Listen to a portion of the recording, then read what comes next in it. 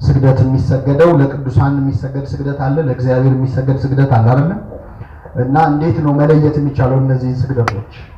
የጸጋ ስግደት ለእነማን ነው የሚሰገደው? ለቅዱሳን። ለእግዚአብሔር የሚሰገደው የምን ስግደት ነው? የአምልኮት ስግደት ነው። መጽሐፍ ቅዱስ ለጌታ ለአምላክህ ብቻ ስገድ አይልም። ለጌታ ለአምላክህ ብቻ ስገድ ይላሉ ብዙ ጊዜ መናፍቃን ከኛ ጋር ሲከራከሩ። ለጌታ ለአምላክህ ብቻ ስገድ ስለሚል መስገድ ያለብን ለማን ብቻ ነው? ግን ከኦሪት ዘፍጥረት እስከ ዮሐንስ ራእይ ለጌታ ለአምላክህ ብቻ ስገድ የሚል ጥቅስ የለም። ለጌታ ለአምላክህ ስገድ እርሱን ብቻ አምልክ ነው የሚለው። እስቲ በሉ ለጌታ ለአምላክህ ምን በል? እርሱን ብቻ። ብቻ ያለችው የቱ ጋር? አምልክ ጋር ነው። ስለዚህ ለጌታ ለአምላክህ ብቻ ስገድ ቢል ኖሮ መጽሐፍ ቅዱስ ለማንኛውም ለቅዱሳንም ለመላእክትም ለጻድቃንም መስገድ ኃጢአት ይሆን ነበር።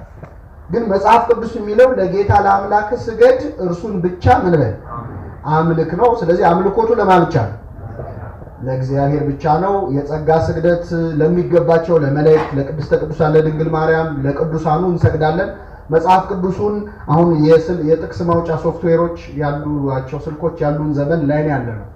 ለምሳሌ ሰገደ የሚል ቃል ፈልገን ሰርች ብናደርግ መጽሐፍ ቅዱስ ላይ ሶፍትዌሩ ጴንጤ ስላልሆነ መርጦ አይጠቅስም። ሰገደ የሚለው ለመላእክትም የተሰገደውን ያወጣል አይወጣም? ለቅዱሳንም የተሰገደ ለኃጢአተኞችም የተሰገደውን ያወጣል። የምንለየው በስግደቱ ሳይሆን ሰጋጁ አስቦ ከሚሰግደው አንጻር እንጂ ፊዚካሊ የምናደርገው ስግደት ለመላእክት የምንሰግደውም ለእግዚአብሔር የምንሰግደውም አካላዊ እንቅስቃሴው ይለያያል? አይለያይም። የሚለያየው ሐሳባችን ነው። ለእግዚአብሔር ስንሰግድ ፈጣሪዬ ነህ አምላኬ ነህ ብለን ለአምልኮ እንሰግዳለን። ለቅዱሳን ስንሰግድ ደግሞ ይገባቸዋል ብለን ራሱ ጌታችን በዮሐንስ ራእይ ላይ እንደተናገረው እኔ እንደወደድኩ አውቀው ይሰግዱልሃል፣ እኔ ምን እንዳልኩ ስላለ እሱ እንደወደዳቸው አውቀን ለቅዱሳን እንሰግዳለን። ስለዚህ የቅዱሳን የጸጋ ነው፣ የእግዚአብሔር ያምልኮት ነው። ለኃጢአተኞችም መጽሐፍ ቅዱስ ላይ ተሰግዷል። ለሽማግሌዎች ጉልበት መሳም እግር መሳም በሀገራችንም ነበር፣ አሁን ቀርቶ ነው እንጂ ለሰላምታም ሰገደ ይላል ዳዊት ለዮናታን።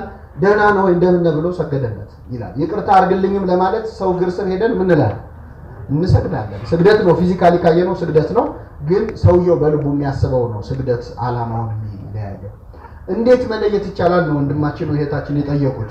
እንዴት መለየት ይቻላል ለሚለው እኔ ከምመልስ ንቡረድ ክፍለ ዮሐንስ የተባለው አባት የመለሱትን መልስ ልንገራችሁ።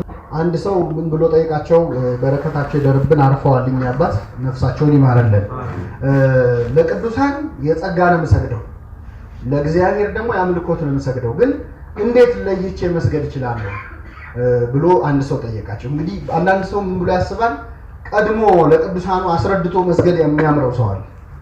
ገብቷቸዋል? ለቅዱሳን ሲሰግድ የጸጋ ብሎ ሰግዶ ለእግዚአብሔር ሲሰግድ ደግሞ የምን ብሎ እና እኛ አባት ምን አሉ መሰላቸው? አንተ ዝም ብለህ ስገድ እነሱ የድርሻቸውን ይወስዳሉ።